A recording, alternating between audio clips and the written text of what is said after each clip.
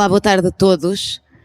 Eu sou Bárbara Rosa, sou co-organizadora do Festival Política, dou-vos as boas-vindas e é com muita honra que encerramos. Esta é a última iniciativa do festival, começou ontem, e acho que não poderíamos encerrar da melhor maneira, porque quer pelos protagonistas e quer inclusive pelo tema. E porque é que nos lembramos deste tema? Jornalismo independente, jornalismo, porque também ontem a própria, no debate da abstenção, a própria Maria Flor Pedroso, editora de política da Antena 1, ela própria assumiu que muitas vezes, e ela que tem muitos anos disto e que faz campanhas, faz na qualidade de jornalista, que já acompanhou muitas campanhas, assumia, confessava que o jornalismo também contribui para a abstenção.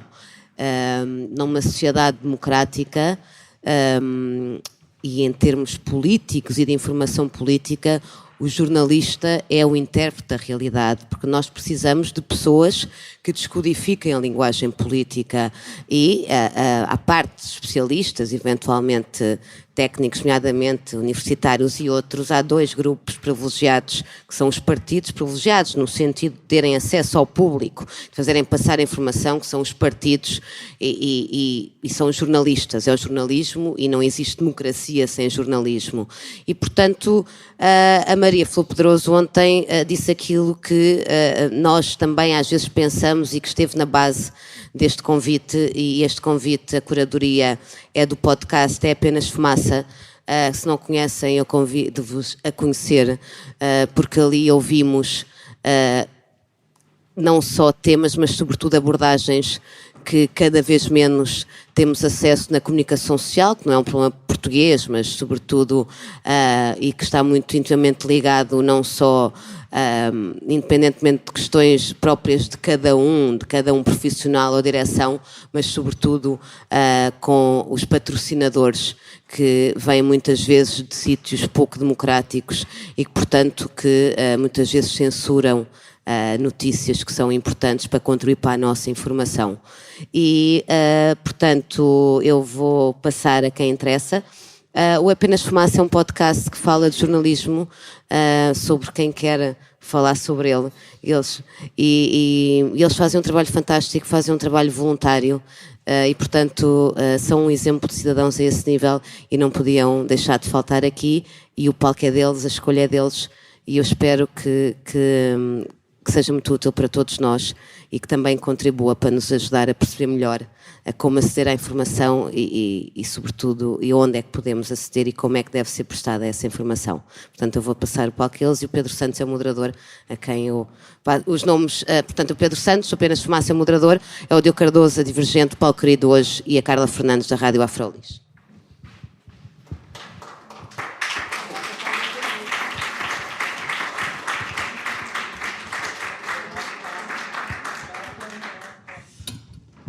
Boa tarde a todas e a todos que estão aqui presentes.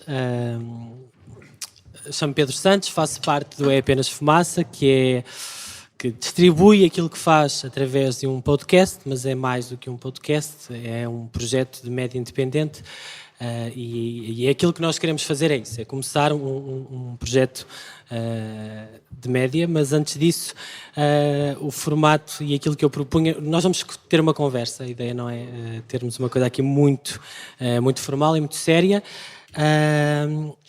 e eu ia pedir que cada um das pessoas que estão aqui, dos nossos convidados e da nossa convidada, se apresentassem, começando por ti, Carla, em breves minutos, nos possíveis, e que tu achas que são interessantes, explicar o que é a Rádio Afrolis e que projeto é esse, e se calhar começamos assim. Primeiro, quem são estes projetos, estas pessoas, e depois vamos debater essas questões. Boa tarde a todos. Queria agradecer em primeiro lugar o convite feito aqui pelo É Apenas Fumaça para participar deste debate. O meu nome é Carla Fernandes, como o Pedro já disse.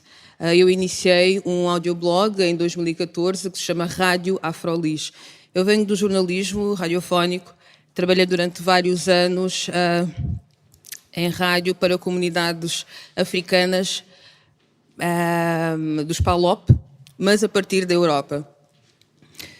No meu percurso jornalístico fez-me pensar um pouco mais sobre o que é isso de reportar as pessoas com uma distância tão grande, de não estar perto delas, de não saber exatamente quem são apesar de eu ser africana, ter nascido em África, eu vim para Portugal com 2 anos, então eu não conheço bem os territórios e sou culturalmente mais europeia, nem digo portuguesa, mas culturalmente mais europeia do que africana. E então há aqui uma grande mistura e daí a dúvida qual é a legitimidade que eu tenho para estar a reportar sobre estas pessoas sem ter um conhecimento de causa, como quem diz.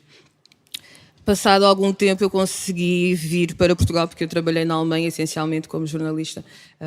Vim para Portugal e quis criar um audioblog que retratasse pessoas como eu, pessoas afrodescendentes a viver aqui em Portugal, que se considerassem também, como é que eu posso dizer, uma mistura cultural.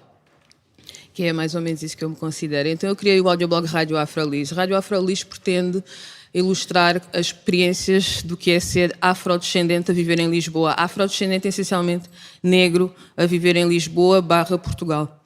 Temos estado a trabalhar desde 2014, abril de 2014, ontem foi o nosso 3º aniversário. Parabéns, parabéns.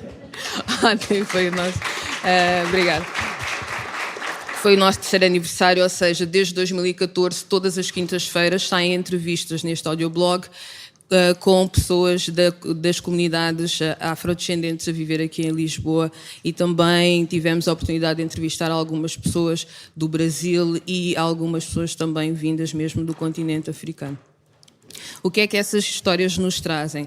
Trazem-nos diferentes perspectivas do que é ser negro relativamente ao que é apresentado nos mídias em geral.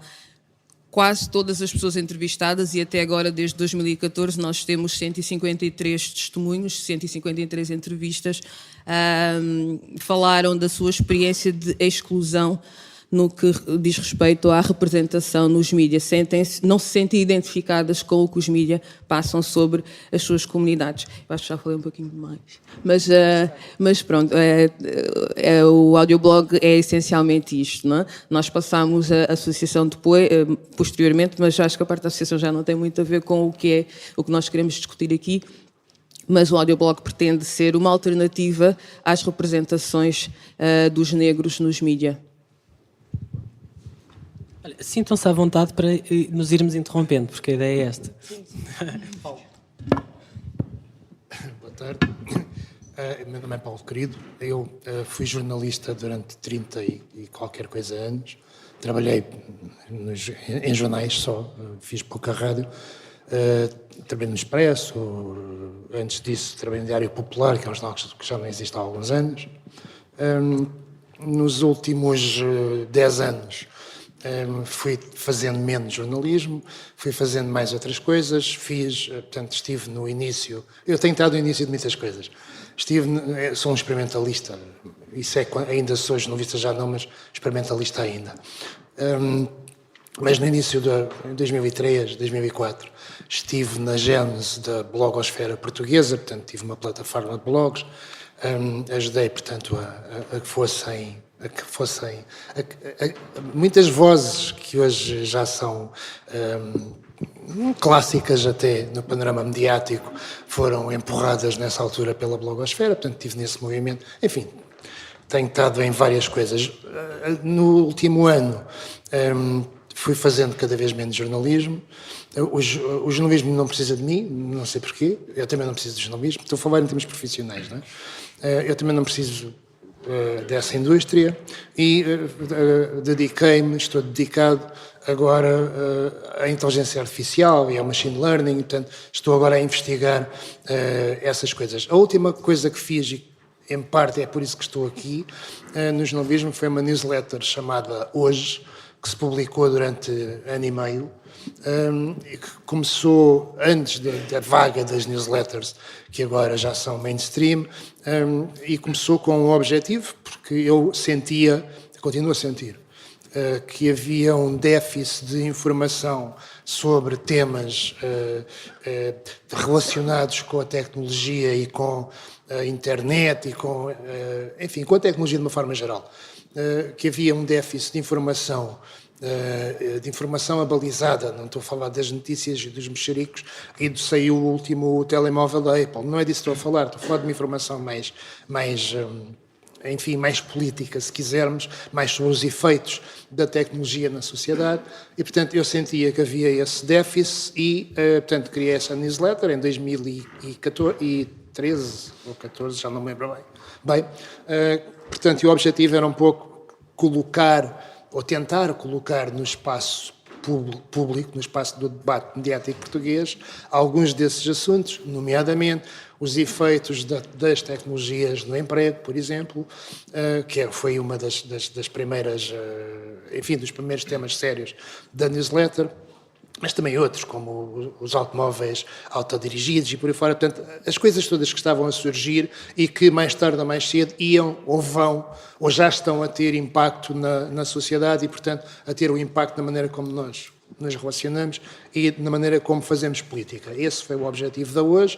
A Hoje, portanto, enquanto newsletter, teve relativo sucesso, e depois eu tive que parar com ela em 2016, portanto, ano passado, porque surgiram, portanto, projetos profissionais que exigiram demasiado tempo do meu e, portanto, eu tive que deixar de dar o tempo à newsletter. Tenho muita pena, mas pronto, eu não podia. E esse é um dos problemas dos média independentes, quando tentamos falar de marcas de média ou de jornalismo independente, temos o drama, que aliás o drama não é só deles, também é dos mainstream media, que é o problema do financiamento. Mas penso que falaremos... Já lá vamos, Paulo. Boa tarde, o meu nome é Diogo Cardoso, agradeço à organização do festival e ao Apenas Fumaça de nos terem convidado para apresentar o projeto Divergente.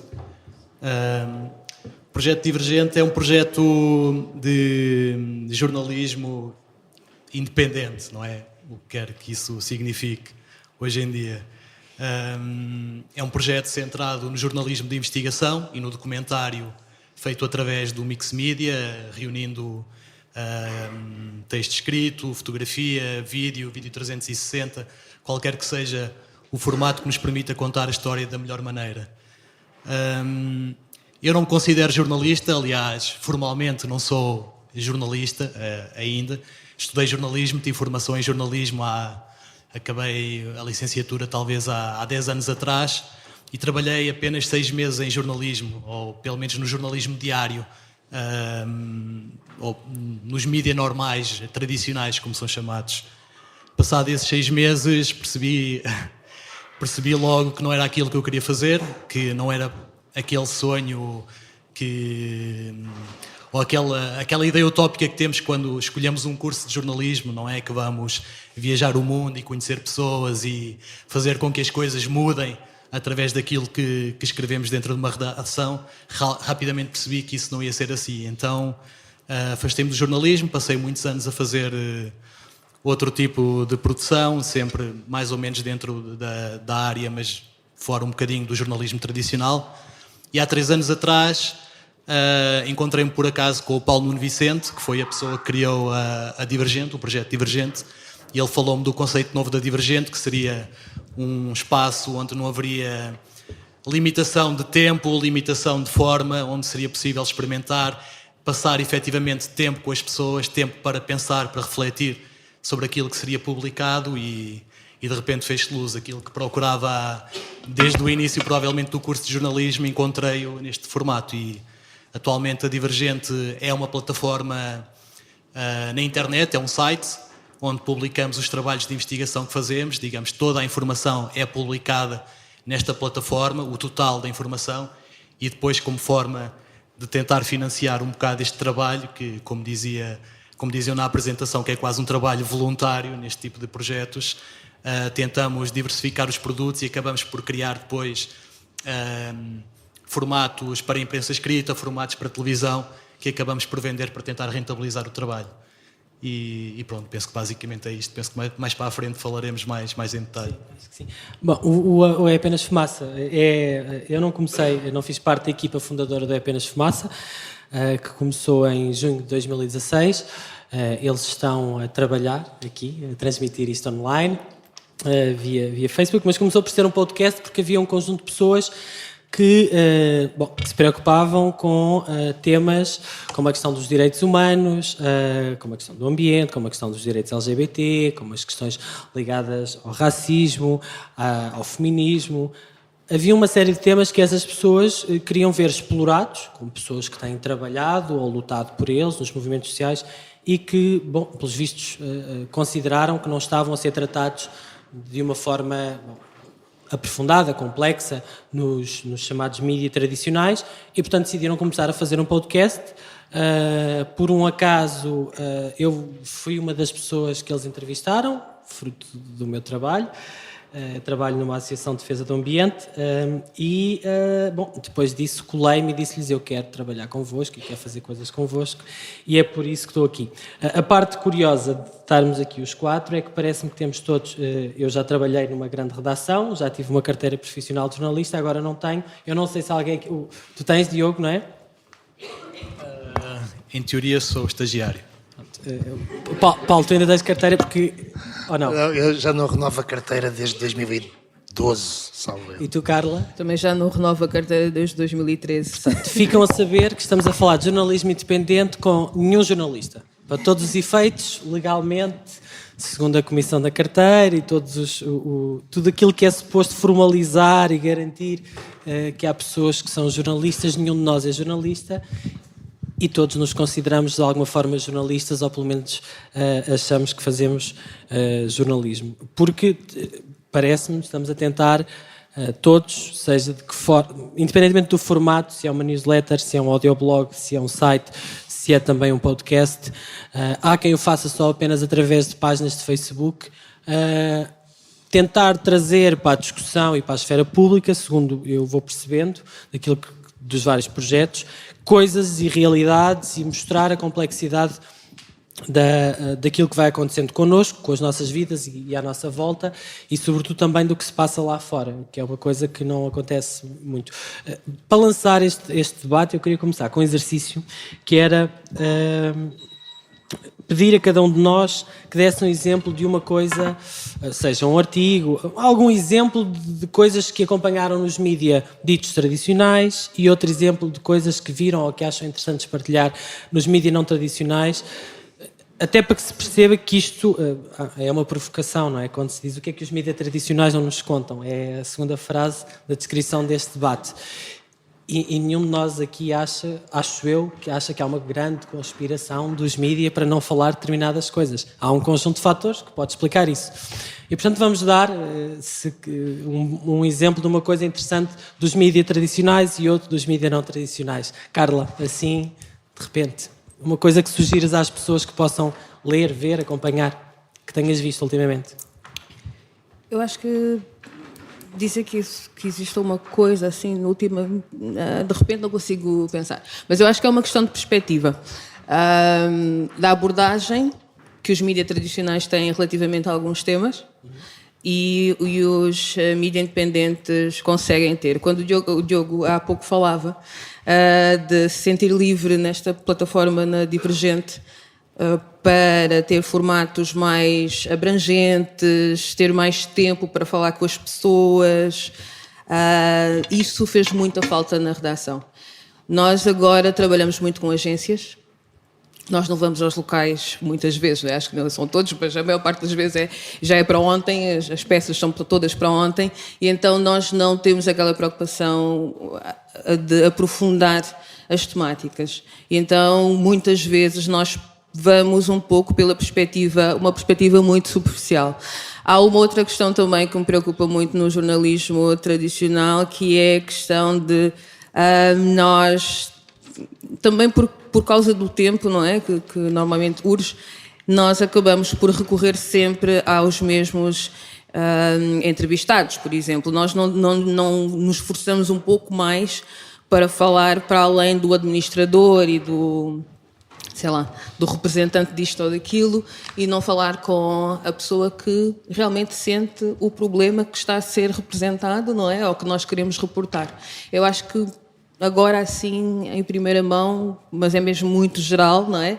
A perspectiva é mais essa, que eu acho que os mídias independentes conseguem cobrir de uma forma mais profunda e mais específica algumas temáticas, o que acaba por ser um meio de também complementar o que são os mídias tradicionais. Não, eu acho que é mais... Portanto, a ideia é da complementaridade. Não há aqui esta coisa de nós versus ele, se tivéssemos que pôr isto desta forma maniqueísta. Eu não acredito muito nisso, nós versus, porque eu não acredito que os mídias independentes tenham toda a verdade e que os mídias tradicionais não tenham nenhuma verdade. Não? Claro. Paulo, alguma coisa que as pessoas devessem ler, ver, ouvir? A capa do Correio da Manhã de hoje tem a manchete: criança do milagre vem a Fátima. Disseste uma coisa... Para explicar, é a suposta criança que deu origem à canonização esta é a segunda manchete do Correio da Manhã sucessiva, portanto, a de ontem, a do jornal de ontem, era a dizer, portanto, que havia uma criança brasileira, penso que é brasileira, que, portanto, havia um milagre, não é? Portanto, os pastorinhos fizeram este milagre e, portanto, a criancinha agora... Portanto, o Correio da Manhã fez manchete disto ontem, manchete é a capa, e faz manchete disto hoje. Tu ainda há bocado disseste que, por causa de nenhum de nós ter carteira profissional, não é necessário, ou por outra, vamos falar de outra maneira, o facto de teres carteira profissional não significa que faças jornalismo. Não é? Pronto, isto não é jornalismo. Era para irmos aí, precisamente. Isto é um jornal, mas isto não é... Quer dizer, a relação desta manchete com o jornalismo é isto estar publicado em papel de jornal. Mas não há... portanto, e isto não é uma coisa específica do Correio da Manhã. Nós temos cada vez... Eu penso que temos cada vez mais nos meios tradicionais um grande desnorte em relação ao que era a profissão antigamente e ao que era a fundamentação da profissão e o objetivo da profissão e o exercício dela, não é? Para que é que servia o jornalismo? É? E penso que hoje isso está muito perdido, por uma série de razões que nem sei se vêm ao debate. Não é tudo culpa dos jornalistas. Não, quer dizer, há aqui um conjunto de fatores demasiado grande para se poder... Nem eu ando agora aqui com uma lupa à procura, não quero saber, não ando à procura das culpas, não é? Agora, isto para dizer uma coisa, o jornalismo, ultimamente, tempo aí de 10 anos seguramente, tem vindo a afastar-se cada vez mais daquilo que era, tem vindo a afastar-se cada vez mais das pessoas. Parece aquele discurso do antigamente é que era bom. Não, o que é que isso não quer é dizer? antigamente é que era bom, não tem nada a ver com isso. Eu não sei se era bom ou não, estou a dizer como disse a Carla, quer dizer, há cada vez mais pessoas que não se sentem representadas ou que não acham que os jornais lhes deem aquilo que elas queriam obter dos jornais. Não é? Portanto, agora, esta relação é um bocado até, se quiseres, doentia, porque, quer dizer, as pessoas, por outro lado, também não querem pagar para terem essa informação. Portanto, eu não estou aqui a dizer que os jornalistas são os maus da fita, nada disso, não é? Acho que eles são vítimas e também são autores acho que eles se desleixaram, não é? Mas também são vítimas deste processo todo, não é? Pronto. Agora, onde eu queria chegar era... o facto de teres uma carteira profissional não significa, quer dizer, não é isso que te diferencia, não é por facto de teres uma carteira que fazes ou deixas de fazer jornalismo. Há pessoas que não têm carteira profissional e que fazem bom jornalismo. Não é? Era aí que eu queria chegar. Posso só acrescentar uma coisa para... Vamos, por favor, interromper uns aos outros, que é para isto não ser uma coisa de... Para a questão do que era o jornalismo, eu vou só citar colegas meus mais velhos que trabalharam na mesma empresa que eu e nós chegámos tarde e eles disseram, antigamente nós tínhamos viagens pagas para saber o que é que se passava do outro lado da Alemanha, por isso nós íamos lá ver as coisas. Hoje em dia nós temos aqui tudo centrado, temos aqui uma série de agências que podemos consultar, vemos um nome ao outro, ligamos a essa pessoa para nos dar o som, o mesmo som que está descrito na Lusa, por exemplo.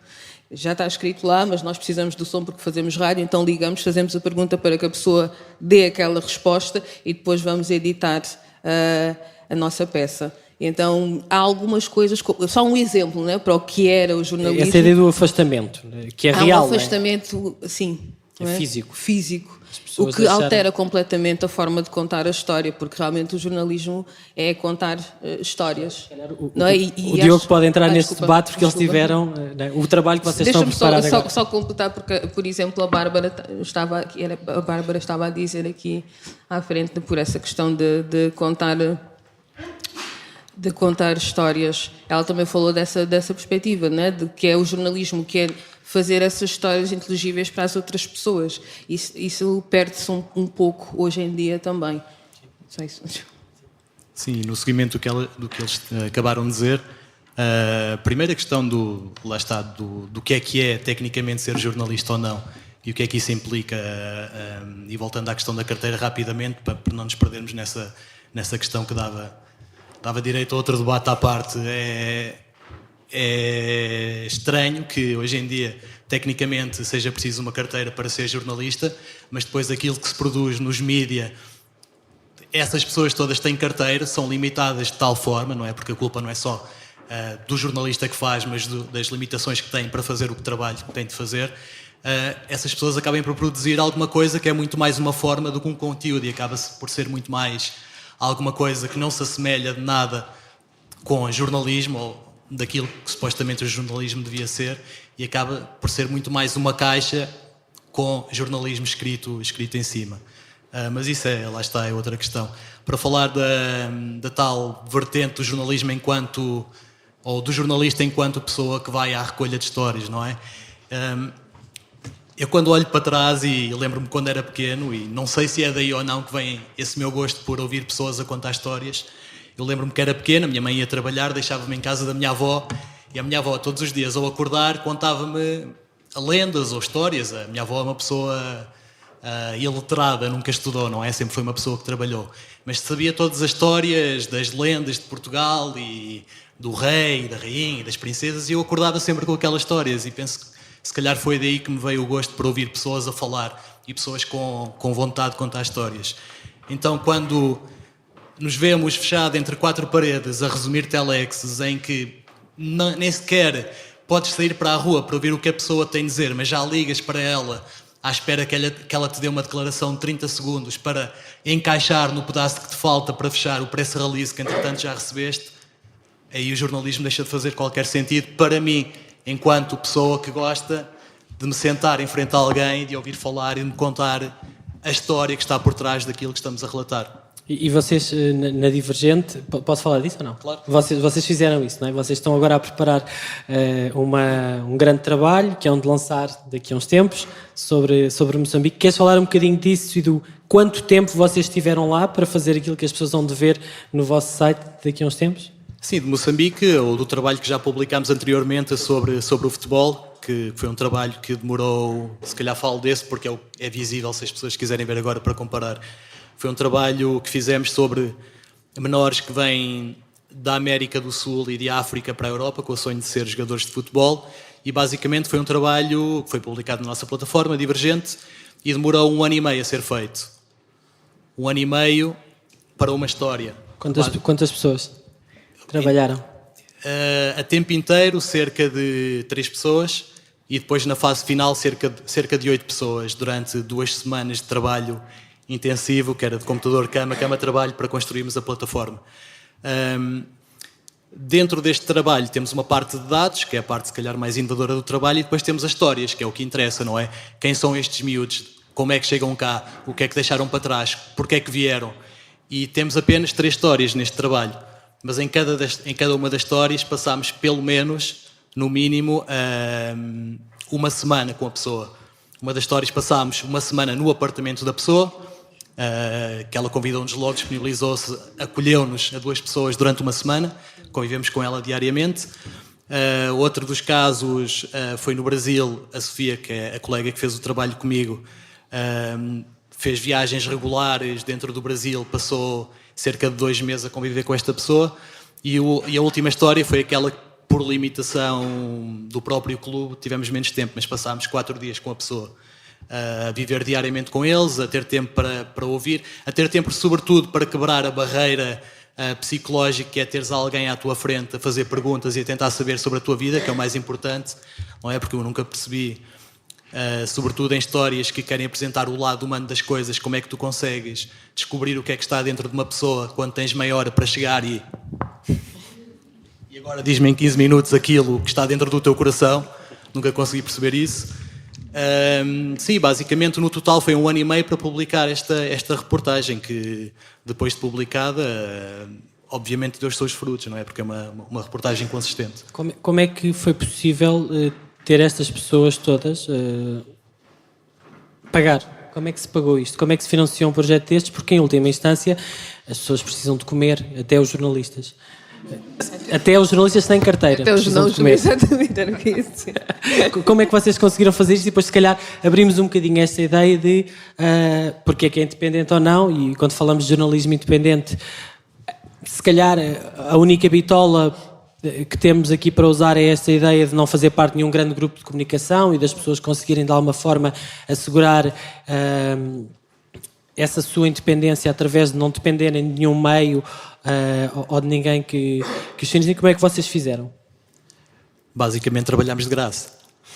Não, isto é a resposta curta, não foi só assim. Não. O trabalho começou com uma ideia.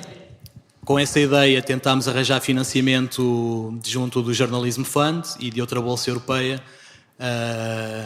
Isto uma à parte também para dizer que as bolsas europeias, não percebo qual é a bitola pela qual se regem para dar financiamentos, porque dão financiamentos sobretudo a países que já estão economicamente, dentro da Europa, economicamente mais estáveis, mais desenvolvidos, e aos países com menos financiamento, Portugal, Grécia, é impossível arranjar bolsas. Por isso tens de sempre de agregar a algum destes países para conseguires receber financiamento. Mas fechando o parênteses, recebemos uma bolsa de 10 mil euros do Journalism Fund e basicamente foi o que tivemos para todas estas pessoas durante 1 ano e meio. Por isso, todos nós somos freelancers, fazemos além do jornalismo outra coisa que nos permite pagar contas ao fim do mês, e é um bocado, como diziam também eles, é um bocado pelo amor à camisola, não é? Tens uma história tão boa que, tendo a liberdade e não tendo a restrição que tens dentro de uma redação, só a podes fazer porque sentes que é teu dever de contar esta história. Para fazer a hoje a newsletter, Paulo, e tu trabalhaste em grandes grupos de comunicação, não é? Como é que era? Qual era o plano? Também lançaste um jornal, que era o Diário 2, e que também era da tua iniciativa, não dependia desses grandes grupos. Havia um plano para financiamento? Não havia? Como é que aconteceu essa parte? Como é que tu conseguiste fazer isso? Ok. O Diário 2, portanto, resulta daquele movimento todo da blogosfera naquela altura, e eu tentei aproveitar alguma boa vontade e alguma energia que existia em algumas pessoas para tentar fazer um projeto de jornalismo colaborativo. Portanto, as pessoas colaboravam e tinham, não é bem um blog coletivo, porque havia um foco, e o foco era dar notícias, portanto, era tratar informação, mas foi uma experiência, portanto, eu não tinha um plano, portanto, de médio prazo ou de longo prazo em relação àquilo. Queria ver... Não querias viver daquilo? Ou se resultasse, viverias bem? Queria ver no que é que aquilo dava. E depois é que faria um plano ou não. Mas primeiro tinha que ter uma ideia clara sobre se aquilo resultava ou não. Porque, e aliás, tenho imensas dúvidas sobre... Não resultou. E eu tenho imensas dúvidas sobre como é que se põe uma coisa dessas já a andar, se é que se consegue. Há alguns casos, em França e assim, mas... partem de outro conjunto de vontades que não aquele. Aquilo portanto, eu era basicamente a única pessoa, jornalista, enfim, profissional, com competências específicas de jornalismo, e, portanto, tentei agregar cidadãos, pronto, bloggers, etc. Aí, por exemplo, o Mediapart, que é uma coisa em França que funcionou, não tem nada a ver com isso. Portanto, é um grupo de dissidentes de um jornal que funda aquilo. Portanto, há uma compenetração daquilo que vais fazer que é muito maior e que pode fazer um projeto resultar ou não. Portanto, o Diário 2 era uma experiência, digamos, inconsequente, e foi inconsequente. A UAS tinha um plano, e o plano da UAS era vir a obter patrocínio, sponsor. Portanto, não tinha a ver com com ser pago pelas pessoas, tinha a ver com obter um sponsor. Esse era... Nem sequer era publicidade, era alguém... Não era publicidade, era um sponsor. Alguém, portanto uma empresa ou uma instituição, que se interessasse por aquele tipo, por aquela audiência, porque a ideia era construir uma audiência específica, que era a audiência que se interessava sobre os temas, portanto, no cruzamento da tecnologia com a política, portanto, que é um tema, digamos, um assunto um pouco específico, e onde poderia haver, enfim, empresas ou instituições que pudessem interessar-se por uma audiência destas ali e financiar esse projeto. Portanto, esse era o plano A. Uma espécie de mecenato, não é? Porque partiu do pressuposto que vocês garantiam a independência daquilo.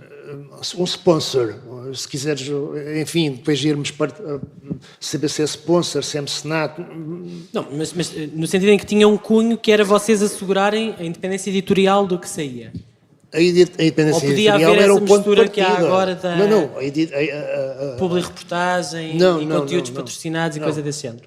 Não passava nada por aí. Portanto, o corpo editorial estava definido, a matéria editorial estava definida. Portanto, teria que ser um sponsor que quisesse interessar-se por aquilo. Dizer, ok, vamos te ajudar a continuares a manter esse projeto, porque nos interessa que mantenhas o projeto ou porque a tua audiência nos interessa enquanto sponsor, não é? O plano A era esse. O plano B, enfim, também estava no plano vir a experimentar, mas já era experimental, portanto o plano A é que era a sério, não é? Para ter um sponsor. O plano B era tentar experimentar uma coisa que na altura começava a falar-se, agora já está mais falada, que é de facto as pessoas, portanto, pagarem, portanto, através daquelas plataformas, o Patreon.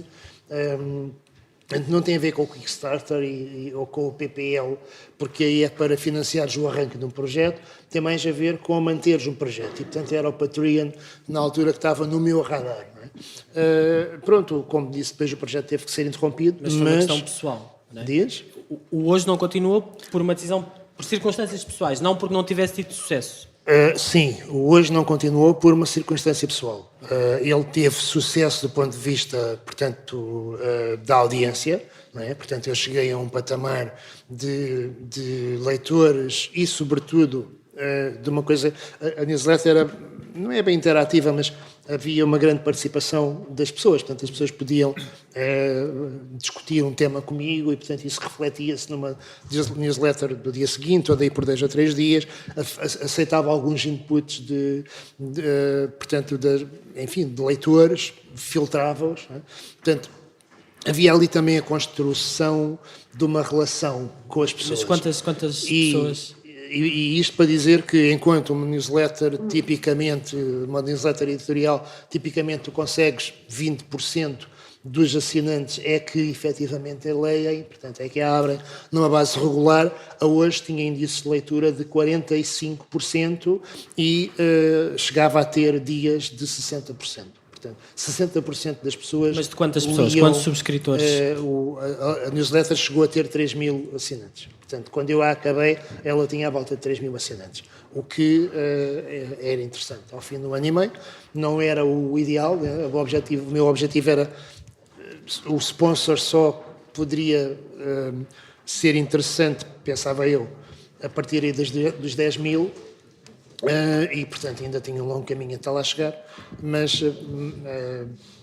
portanto, o balanço que eu faço é positivo. Aquele ano e meio deu-me, de facto, o sentido de que aquilo era possível e os índices que eu estava a ter de resposta e que eu estava a ter... Quando eu tinha apoio das pessoas, apoio declarado, não é? Se eu depois lhes fosse pedir para financiarem, não seria. Seguinte, mas o apoio declarado das pessoas, a dedicação, as pessoas queriam efetivamente que eu continuasse aquilo. Ainda hoje há gente que, esta semana no Facebook, um fulano dizia, pá, isto é que era um assunto para hoje, uma coisa qualquer que eu pus. Ele está convencido que hoje ainda existe. É uma coisa um bocado bizarra, não é? Não a recebe, mas, portanto, a marca criou, de facto, alguma empatia com as pessoas, que eu acho que é uma coisa fundamental.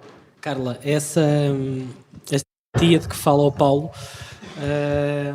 como é que se mede, como é que vocês a percepcionam, e vocês já levam 153 programas, é muito trabalho, e como é que se financia isto?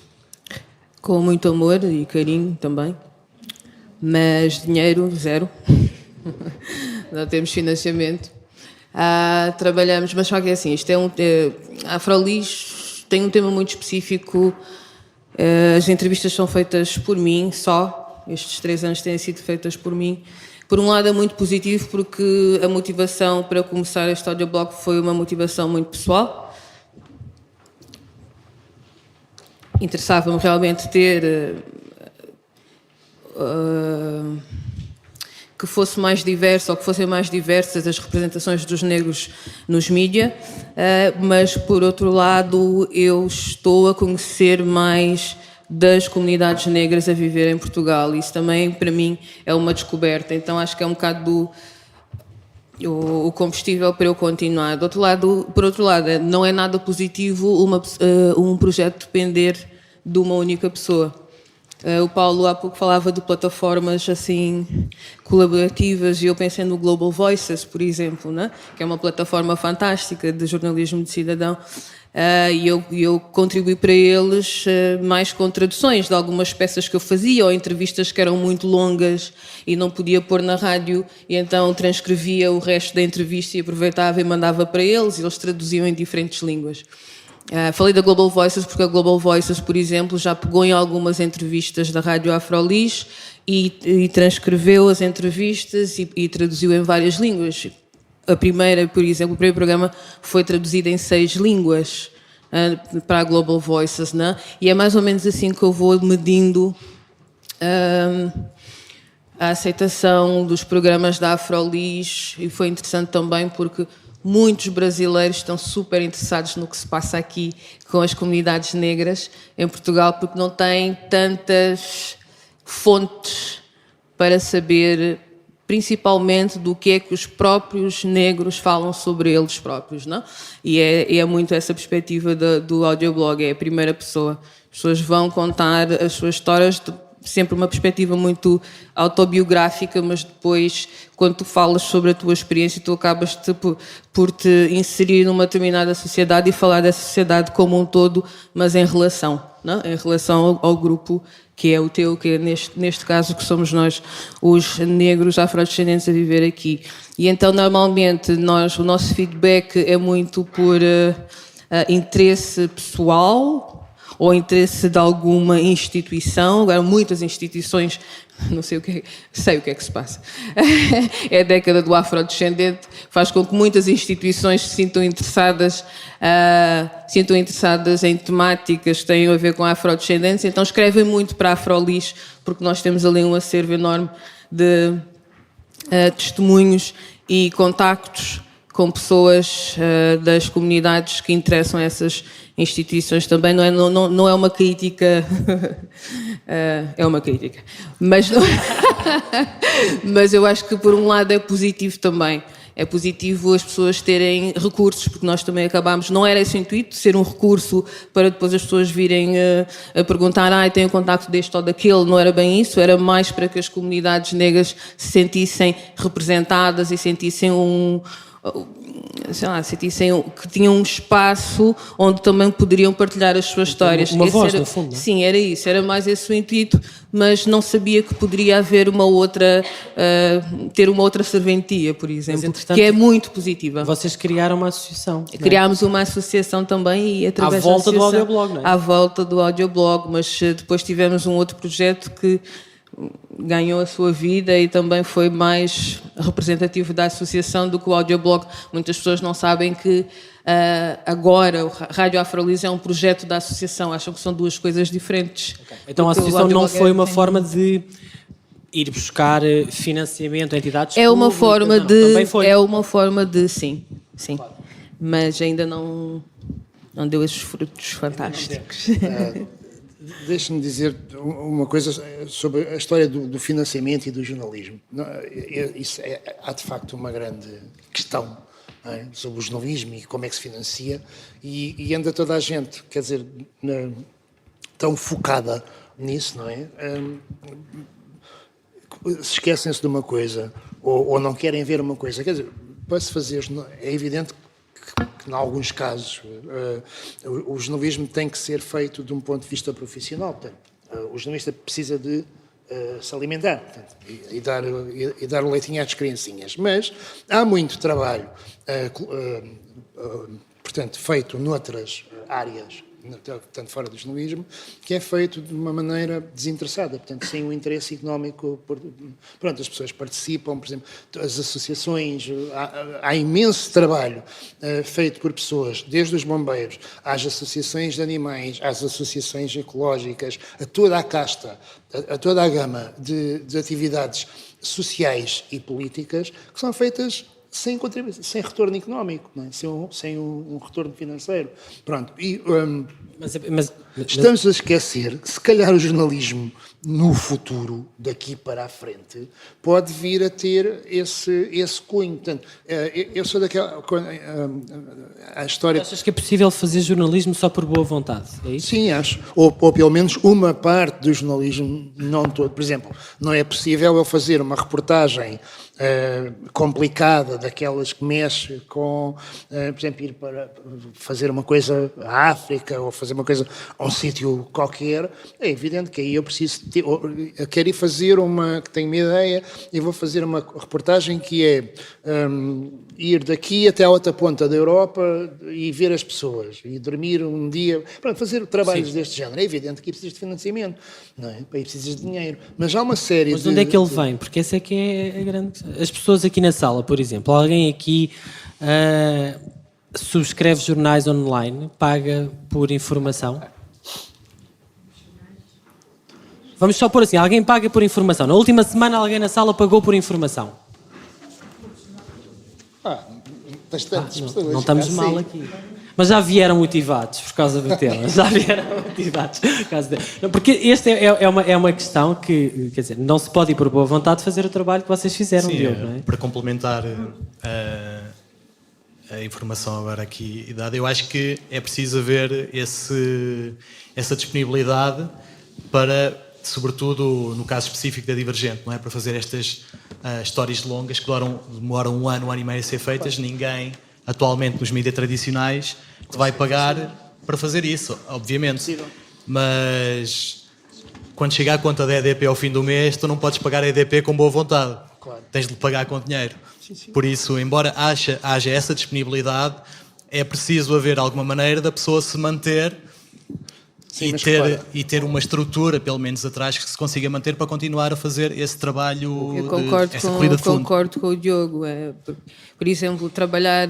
Eu já tive alguns colaboradores nestes 3 anos na Rádio Afrolis, mas ninguém fica lá assim por amor. Por isso é que eu enfatizei o facto de ser uma motivação muito própria. Por um lado é ok, mas por outro lado precisas de outras pessoas para trabalhar e realmente quando chegam as continhas para pagar, tu não podes dar 2 beijinhos à pessoa e dizer obrigada, não é? Mas acho que é essencial haver essa disponibilidade também, porque senão estes projetos deixam de existir, não é? É isso, acho que podia ser é tal questão da complementariedade. O Fumaça, só para falar da maneira como nós nos financiamos, temos grandes doações de boa vontade das pessoas que fazem o Fumaça. Basicamente é isso. Felizmente todos temos trabalho. E se não tivéssemos, provavelmente, se estivéssemos preocupados, todos dizem, sobreviver, era impossível. Não? Mas isso é válido para fazer o Fumaça, para participar num partido político, numa associação, do que quer que seja. Portanto, quando os mínimos são a sobrevivência, ninguém se preocupa com outra coisa a não ser isso. Mas no Fumaça nós estamos a ter, posso partilhar convosco, este debate interno que é, todos fazemos isto de forma gratuita, distribuímos numa série de plataformas, também de forma gratuita, e há algumas plataformas que têm publicidade sobre os nossos conteúdos. E, portanto, começa-se a pôr aqui uma questão que é, não estamos a trabalhar para aquecer, mas estamos a trabalhar para aquecer outros. E, portanto, se calhar gostávamos de algum de nós, ou alguns de nós, nos dedicarmos durante meio dia, algum tempo, um tempo inteiro, a fazer disto um trabalho. E ele tem que ser pago e remunerado. Sim. Como é que resolvemos esta quadratura? Eu queria dizer 2 coisas. É assim, isso não impede que o trabalho que vocês fazem seja excelente. Eu, a primeira vez, o primeiro podcast que eu vi, já não me lembro qual foi, mas disse, caramba, quem são estes? Quer dizer, quem é esta rapaziada que está a fazer um trabalho tão bom? E depois havia mais... Só por isso te convidámos, Paulo, porque tinhas uma boa opinião de nós e então... Não tinha, portanto, formei e vi logo, portanto, ou seja, vamos dissociar a qualidade jornalística do facto das pessoas receberem ou não receberem para fazer aquilo. Ponto número 1. Ponto número 2, onde eu queria chegar é, nós já temos muito jornalismo que é pago, muito não, mas algum jornalismo que é pago tanto que é financiado por mecenato, seja ele, portanto, da empresa, seja de instituições, o Guardian, seja público, não é? O financiamento público, a RTP, por exemplo. E os jornais locais? A imprensa local e regional tem uma grande dinheiro parte público financiado pelo Estado. O debate é quando é que isso chega aos outros. Tem algum financiamento de Estado e há muitos jornais de província regionais que são da Igreja, portanto, ou que são financiados pelas igrejas. E alguns estão encostados completamente às câmaras, se calhar ainda não podemos falar de independência, mas isso é outro assunto, não é? Agora, onde eu queria chegar era, quando nós dizemos que o jornalismo é essencial para a democracia, por exemplo, que é uma coisa sobre a qual eu não tenho certezas, mas isso é outra discussão ainda. Por acaso isso é o tema deste debate, é essencial? É esse o tema deste debate? O papel do jornalismo independente na democracia. Estamos aqui um bocado preocupados com o financiamento, não é? Com o dinheiro, pronto. E onde eu quero chegar é o jornalismo enquanto atividade profissional remunerada não é, quer dizer, não é a única maneira de fazer jornalismo. Há mais maneiras de fazer jornalismo. Da mesma maneira que há pessoas que fazem trabalho cívico nas associações e nos partidos políticos, eu não descarto completamente. Agora há uma espécie de onda contra os miúdos que estão nos partidos e tal. Eu não descarto nada disso. Eles estão lá, enfim, estão a trabalhar, ou estão a trabalhar para aquilo, para a política, não é? Portanto, todas essas horas somadas, são horas que aquelas pessoas... Fazer trabalho competente e profissional não implica pagamento, é o que tu estás a dizer. Exatamente, E, portanto... Mas as pessoas, se trabalhas 8 horas por dia num jornal... Não trabalhas 8 horas por dia. Trabalhas... Ponto número 1, tu podes fazer jornalismo. Portanto, vamos lá ver aqui. Eu estava a falar dentro dos mídias tradicionais. Trabalhas 8 horas, 10 horas, 12 horas por dia. Pessoas que eu conheço que trabalham em redações e recebem 500 ou 600 euros... Isso, em que ponto é que deixamos os mídia ou não? Em que ponto é que deixamos o trabalho? Porque isso que tu estás a dizer, também concordo que é preciso essa disponibilidade para trabalhar, mas é preciso ter estrutura para poder ter essa disponibilidade. Alguém que precisa de pagar contas ao fim do mês, que não tem mais nada para fazer, que trabalha as tais 8, 12 horas por dia, recebe ao fim do mês, leva 550 euros por casa e não tem tempo, porque trabalha a tempo inteiro dentro dos mídias tradicionais, para fazer mais nada. Em que ponto é que deixamos o trabalho jornalístico assim? Esteve aqui, eu não fixei o nome, mas no painel antes deste estava o da associação... O João Paulo Batalha. O João Batalha. Sim, e é assim, ele não trabalha remuneradamente naquela associação. Aquela associação tem um papel, enfim, não direi fundamental para a democracia, mas tem um papel importante para o coletivo, portanto, para aquilo que é o interesse público. E ele não recebe um tostão. E está muitas horas da vida dele àquilo. É disso que eu estou a falar. Portanto, há uma parte... Portanto, quando nós dizemos que o jornalismo é essencial para a democracia, quer dizer, há uma série de trabalhos... Vamos lá ver. Antigamente, para investigar, por exemplo, fazer um trabalho de investigação em jornalismo, um jornalista tinha que ter uma série de meios à disposição. Telefone, poder deslocar-se, poder chatear a pessoa e a pessoa reconhecer que ele tinha o papel, portanto, o direito de a chatear e por aí fora. Hoje em dia, a esmagadora maioria de meios que uma pessoa necessita para fazer investigação estão à mão e estão à disposição e não custam onde estão ou custam muito pouco. Okay? Portanto, para que é preciso um jornalismo remunerado? Para que é preciso uma construção, portanto, uma empresa, não é? Para tu fazer jornalismo. Não é? Portanto, vamos separar as coisas. Eu não estou a dizer que não é. Eu não estou a dizer que isso não é bom. Eu não estou a dizer que esse não é o melhor modelo. Eu não sei se é o melhor modelo ou não, mas eu não estou a recusá-lo como modelo. O que eu estou a dizer é, se a sociedade acha que o jornalismo é essencial para a democracia. Há maneiras do jornalismo ser feito que não implicam necessariamente uma estrutura empresarial ou outro tipo de estrutura financiada. É aí que estaremos a substituir estes projetos independentes pelo papel que deveriam ter os mídia, digamos, tradicionais, como garante da democracia? Em teoria, não é? O facto de haver empresas que têm todas as estruturas planeadas para fazer um bom trabalho jornalístico, ou o ideal, devia permitir que ele fosse feito. Mas a crítica que fazem muitas cidadãs e cidadãos, e que de alguma forma nós também fazemos implicitamente porque estamos a fazer outros projetos, é que há coisas, nem isso garante que se faça aquilo que nós sentimos que é feito. Pronto, há uma palavra que tu disseste na tua primeira intervenção que é a palavra que mais na cabeça me está, agora e não só, é a palavra complexidade. É assim, quando eu entrei para os jornais, em 80, o jornalismo era uma coisa simples. Havia 3 maneiras de fazer jornalismo. Fazias jornal, fazias uma rádio e trabalhavas para a RTP. Portanto, havia 3 coisas. Texto, voz texto, voz e vídeo. Pronto. Hoje há muito mais. Portanto, a complexidade dos mecanismos, quer de fabrico de jornalismo, quer de difusão do teu produto, é infinitamente maior. Portanto, tornou-se muito mais complexo. Não é? Portanto, hoje em dia, a definição de jornalista é muito mais abrangente do que era quando eu entrei para a profissão, e que uma pessoa ou escrevia, ou batia chapas, como eles diziam, não é? Ou segurava no microfone, e depois já era uma coisa recente, não é? Que era o vídeo, filmar a pessoa e tal. Hoje, portanto, é muito mais complexo, mas não é só aqui que é a complexidade. A sociedade em 1980, a sociedade portuguesa em 1980, ou europeia ou mundial, era muito menos complexa em termos de temáticas, em termos portanto, da rede de poderes, da rede de instituições e organizações que fazem mexer o poder, era muito menos complexa do que é hoje. Hoje tu tens muito mais interesses em jogo, tu tens muito mais interesses, não apenas dos interesses dos grupos, mas as coisas. Mas porquê é que o jornalismo dito tradicional não foi acompanhando essa complexidade? Exatamente, e portanto tu tens aqui, ao mesmo tempo que isso se foi tornando cada vez mais complexo... Se é que não foi.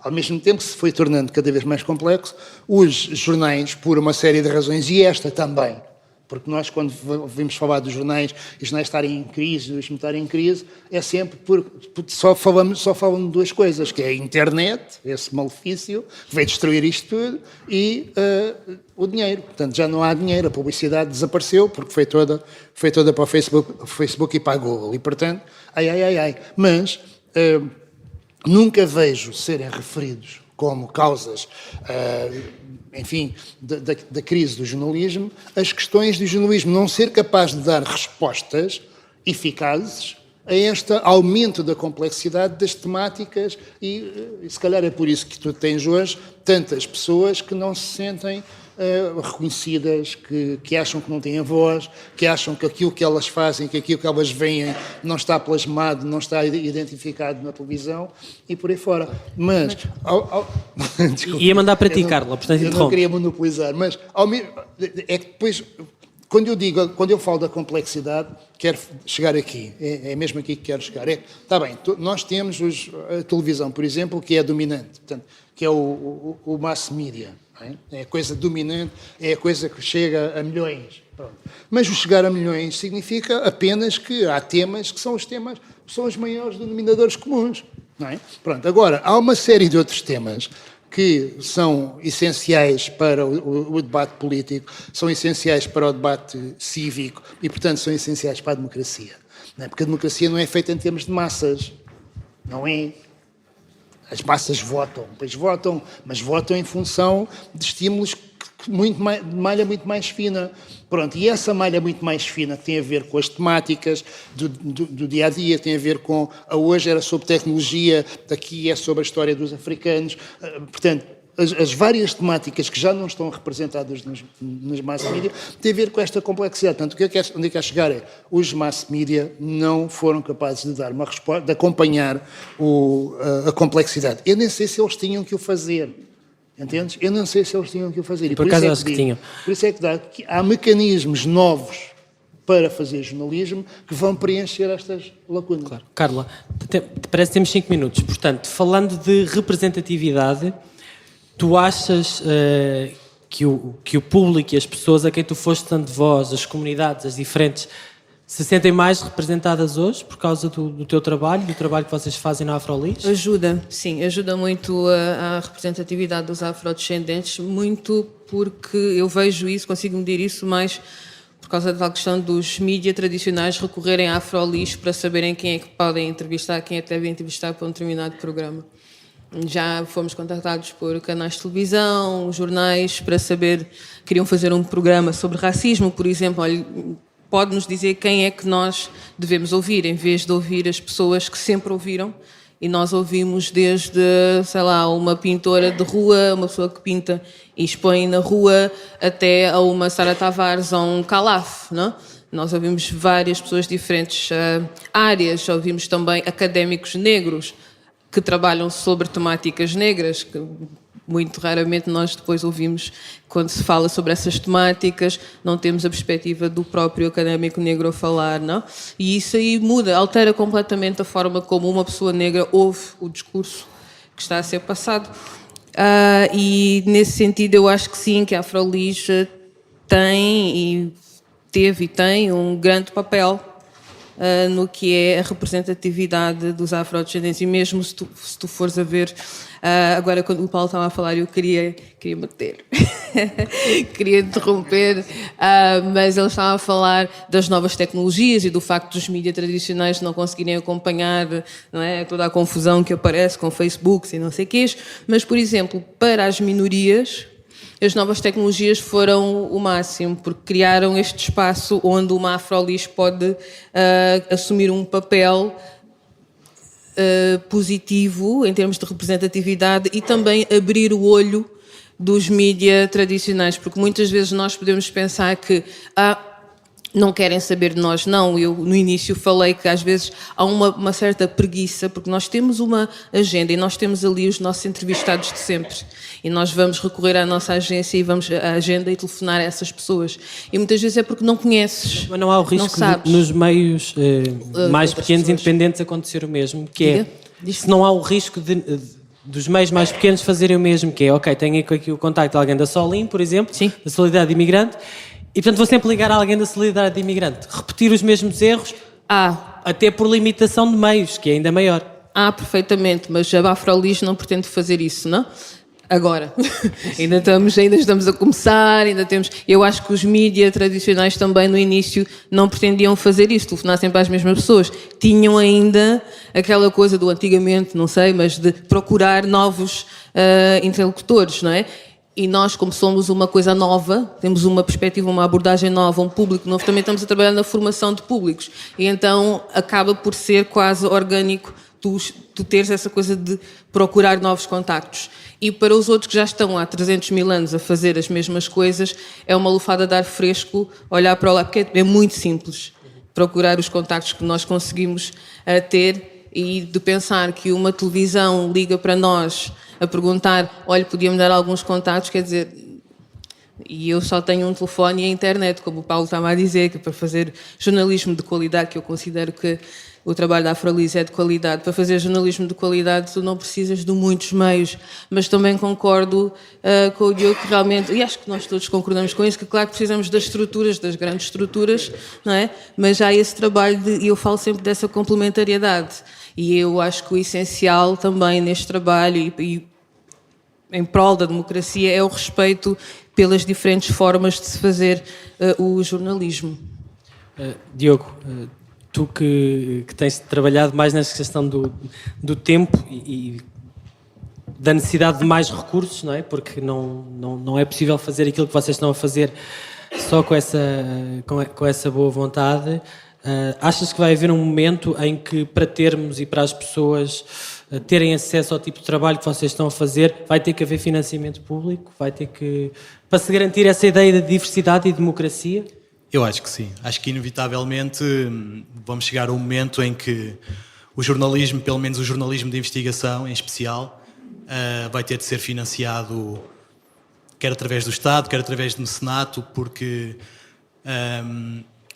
estamos aqui a ter esta conversa e estamos aqui a ter esta discussão porque o jornalismo tradicional, devido à mercantilização desse mesmo jornalismo, deixa o espaço livre para projetos como estes ocuparem.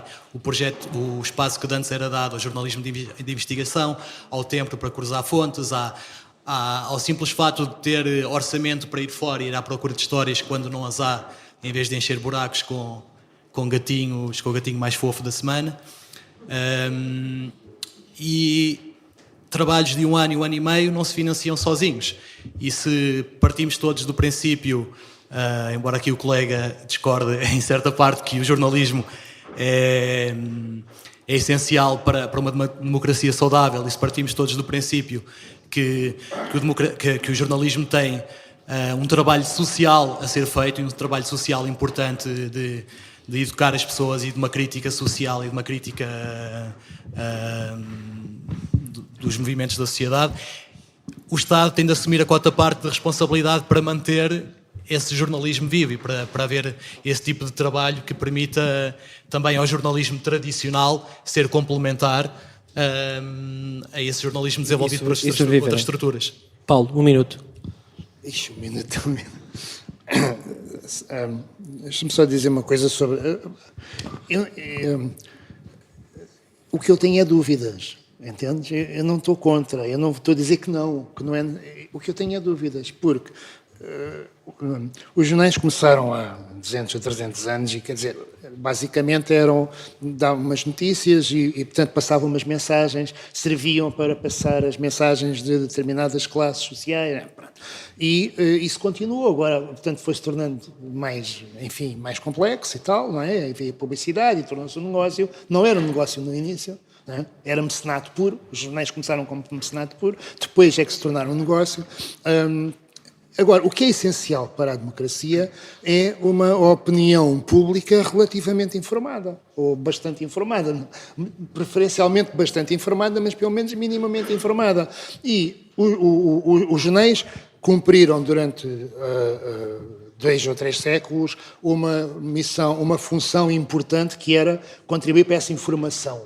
Mas hoje em dia já há alguns anos, há 20 anos, portanto, que já não são eles que fazem isso. Sim, Já não são eles na televisão que fazem isso. Não, já não são, é a internet, é o acesso que eu tenho à informação e ao conhecimento de uma forma generalizada. Seja através, porque já não somos todos analfabetos, não é? Já não temos níveis de iliteracia de 30%, como tínhamos há 40 anos em Portugal. Já temos níveis de literacia superiores. Portanto, já há muito mais gente informada e o acesso à informação hoje é muito mais rápido e muito mais fácil. Não quero abrir aqui outro ponto de discussão, porque temos tempo limitado, mas também há muito mais informação, ou seja, até há informação a mais, esse é um dos problemas. Temos tanta informação e tudo aquilo que vemos publicado... nós, em geral, assumimos como válido, não é? A falta de literacia cibernética, mediática, interpretação desta informação. Há iliteracia mediática, pronto, e depois... Então precisas de alguém que filtre isso ou não? Não precisas de jornalista, porque o jornalismo era isso, era filtrar a realidade. Como é que o jornalismo conseguia fazer isso? Uma questão técnica muito simples. Um jornal tinha 24 páginas e uma primeira página, tinha e tem, não é? Portanto, aquilo era finito, é um espaço finito e, portanto, notícia era aquilo que cabia ali. O realidade era aquela. Não era notícia, não era. Pronto, não existia. Portanto, o jornalista tinha que escolher o que é que cabia em 24 páginas e o que é que era importante ia para a primeira página. Hoje, online, as edições online, houve. Sempre a aviar, tu vais publicando, quer dizer, publicas tudo. O gato espirrou, o cão espirrou em cima do gato, é notícia, os jornais, portanto, não há filtro, os jornais estão a fazer o contrário daquilo que deviam estar a fazer, que é,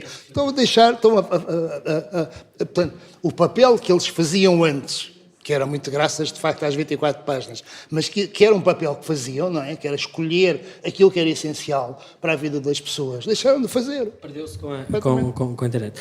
Bom, e deixem-me só dizer-vos que o Fumaça, ou é apenas Fumaça, claramente acredita que o jornalismo é importante e tem um papel fundamental para a democracia, nesta ideia de dar voz, filtrar a realidade, dar voz aos excluídos. E isso para nós é muito importante, é isso que nos tem motivado e que nos faz aprender muito e ler muitas coisas e tentar falar com pessoas que não conhecíamos, falar de temas que não conhecemos. E como foi um debate sobre jornalismo, acabámos de falar de gatinhos na internet, portanto está tudo perfeito. Obrigado a todas e a todos. Tá? Fiquem bem.